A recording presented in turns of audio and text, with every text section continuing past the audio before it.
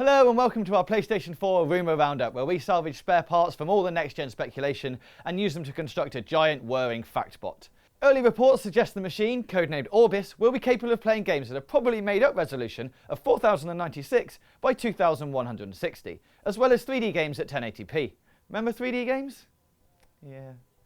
It's also rumoured the machine won't offer any form of backwards compatibility, and more worryingly that the PS4 will use built-in measures to prevent the use of second-hand games. We'll come back to that later. But before that, let's talk power. Recent reports suggest the PS4 will support custom graphics chips made by AMD, ditching their current provider Nvidia. Without bearing you in technicalities, the interesting thing here is that on paper, both Sony and Microsoft's next-gen machines will be on par in terms of visual power. But fans of arguing on the bottom half of the internet needn't worry just yet. A report on the PS4's early tech specs suggests the machine will still pack more muscle than its Microsoft rival. This is all speculative stuff, but the technology is definitely out there. Select studios have been in possession of PS4 dev kits since the beginning of this year, with finalised units due to arrive towards the end of 2012.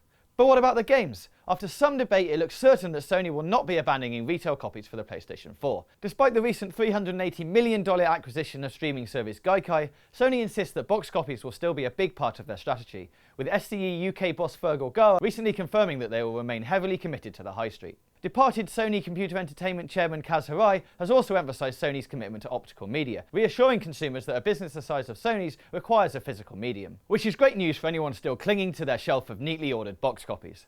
Moreover, he speculated that even up to 10 years from now, we're unlikely to see a machine where all content is download only.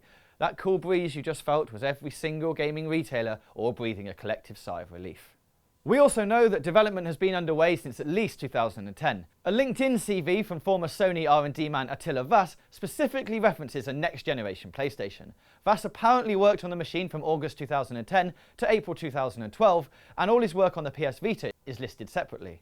Logically, it seems that this must refer to Sony's next-gen offering. As usual, Sony UK declined to comment, a move in keeping with their decision not to reveal the console until it can demonstrate a significant leap in technology. New head honcho Andrew House stated in June that Sony would be unwilling to show off new hardware unless they were happy it represented a vast improvement over the current tech. This is in direct contradiction to what analysts and rivals from other firms have stated, with Satoru Iwata particularly critical. In a slightly handbags moment, the Nintendo president questioned whether consumers would even be able to differentiate between current and next-gen consoles. Now, let's go back to the subject of digital rights management. And before you click off to go and watch Nyancat, that's just a fancy way of describing all the ways a publisher will limit your use of the game, be it online authentication or limited DLC. Sony has total control of the upcoming machine's online functionality, and there's already extreme publisher pressure to incorporate some kind of DRM into the next-gen console. Thankfully, Sony's Jack Tretton of SCE America firmly believes that blocking used games would be anti-consumer. On to the final question of when. Well, frankly, I wouldn't hold your breath. While Sony has said that letting the next box get a head start is undesirable, Jack Tretton maintains that being better is far more important than being first. There's also some worrying phrasing for anyone concerned about the cost, with Tretton stating, "We've never been about being cheapest, it's about being best." Pricing aside, rumours suggest that PS4 could be out up to a year and a half after the Xbox 720. We're calling Q1 2014 at the earliest.